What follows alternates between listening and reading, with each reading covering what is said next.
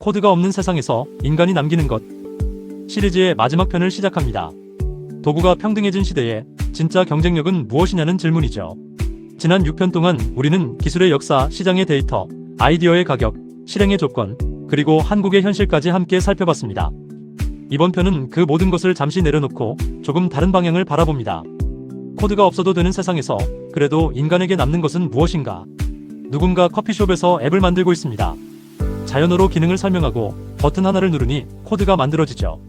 그리고 30분 뒤 정말로 작동하는 서비스가 눈앞에 생깁니다. 그런데 화면 앞에서 그는 잠깐 멍해집니다.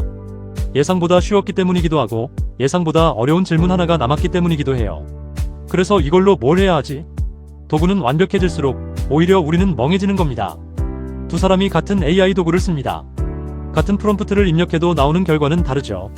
정확히 말하면 입력하는 질문이 다른 겁니다. 한 사람은 그저 작동하는 것을 원해요. 그런데 다른 한 사람은 사람들이 기꺼이 쓸 것을 원하죠. 이 차이는 도구에서 오지 않습니다. 그러다 보니 작동하기만 하는 결과물은 누구나 만들 수 있는 일상품이 되고 사람들이 진심으로 쓰는 결과물만 희소성을 갖게 되는 거예요. 기술이 민주화될 때마다 같은 패턴이 반복됐습니다. 인쇄기 앞에서도 초기 페이지 메이커 같은 편집 소프트웨어 앞에서도 앱스토어 앞에서도 마찬가지였죠. 도구를 갖는 것 자체는 어느 순간 평범한 일이 됩니다. 그러다 보니 진짜 희소해지는 건 따로 있었어요. 도구에 무엇을 넣을지 아는 것, 무엇을 만들고 무엇을 버릴지 아는 선택 필터. 스티브 잡스는 그것을 취향이라고 불렀습니다. 기술은 결국 상품이 되고 상품이 되지 않는 것들만 남는 거죠. 그렇다면 취향은 도대체 어디서 오는 걸까요? 많이 써본 사람에게 자동으로 생기는 것이 아닙니다. 기능을 많이 아는 사람에게 생기는 것도 아니죠. 오히려 많이 불편했고 많이 실망했고 그래서 이건 아닌데를 반복하며 그 감각을 흘려보내지 않은 사람에게 생기는 것에 더 가까워요. 그러니까 취향은 단순한 선호와 지식의 합이 아니라 누적된 불편함과 타협하지 않음의 총합인 겁니다. 좋은 것을 만든 사람보다 나쁜 것을 계속 걸러낸 사람이 더 오래 남는 경우가 있습니다. 이상하게 들릴 수 있지만 사실 많은 분야가 그래요. 떠오르는 아이디어 중 대부분은 그저 그런 것들이죠. 그 사이에서 사람을 위한 진짜 해결책만 골라내는 감각, 그게 바로 취향이거든요. 그러니까 취향은 좋아하는 것을 아는 것을 넘어 무엇이 좋지 않은지 아는 감각인 겁니다. 여기서 소피가 한마디 거들어봅니다. 매일 같은 일을 반복하면서 이건 왜 이렇게 불편하지? 하고 생각한 순간이 있다면 그 감각이 이미 당신의 취향을 만드는 재료라는 거죠. 거창한 데서 시작될 필요가 없어요. 작은 불편 하나를 흘려보내지 않는 것, 그게 출발점입니다. AI는 수백만 개의 코드를 학습해서 가장 적합한 것을 예측합니다. 그것이 AI가 일하는 방식이죠. 그런데 인간이 좋은 문제를 발견하는 방식은 조금 달라요.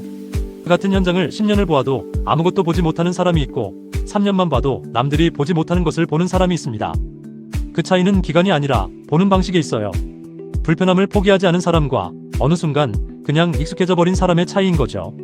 이 감각은 언어로 완전히 설명되지 않습니다. 그래서 AI에게도 완전히 입력되지 않아요. 그래서 복제되지 않고 그래서 희소합니다. 이 시리즈 전체를 관통하는 질문이 하나 있었습니다. 누구나 만들 수 있는 시대에 진짜 경쟁력은 무엇인가? 여러 방향에서 답이 나왔죠. 아이디어 발견력, 도메인 지식, 실행력, 그리고 타이밍. 그런데 이것들을 하나로 묶는 더 근본적인 것이 있다면 그건 아마도 판단력일 겁니다. 무엇이 의미 있는지 아는 것. AI는 실행을 민주화했어요. 코드를 쓰고 이미지를 만들고 텍스트를 생성하는 것은 이제 누구나 할 수 있죠. 그러나 무엇을, 왜, 누구를 위해 만들어야 하는지는 실행의 영역이 아닙니다. 그것은 살아온 삶의 영역이에요. 기술은 도구를 민주화합니다. 그런데 그 도구를 어디로 가져갈지는 결코 민주화되지 않아요. 오히려 도구가 평등해질수록 그 도구에 무엇을 입력하는가가 폭발적으로 선명해지는 겁니다. 어떤 것을 불편하게 여겼는지, 무엇을 고치고 싶었는지, 그 입력값은 결국 그 사람이 살아온 방식에서 옵니다. 그러니까 기술이 평등해진 시대에 끝까지 남는 한 가지는 그 사람만의 입력값인 셈이죠.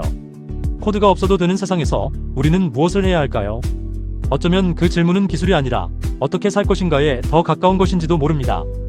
어떤 것을 불편하게 여겼는지, 어떤 것을 의미 있다고 생각했는지, 어떤 사람들을 위해 무언가를 고치고 싶었는지, 자연어 너머에 남는 것은 결국 그 사람이 살아온 방식이거든요. 그 카페에서 앱을 만들던 사람이 자신의 앱을 결국 무엇으로 채웠는지는 알 수 없습니다. 다만 한 가지는 분명해요. 도구가 평등해질수록 더 또렷이 드러나는 것은 그 사람 자신이라는 사실입니다. 여기까지 함께 해주셔서 감사합니다. 영상에 미처 담지 못한 전문가용 팁과 상세한 요약 정보는 테크소피 공식 블로그에서 무료로 확인하실 수 있어요.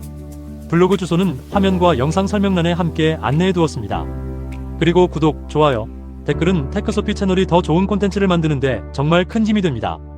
다음 시리즈에서 다시 만나요.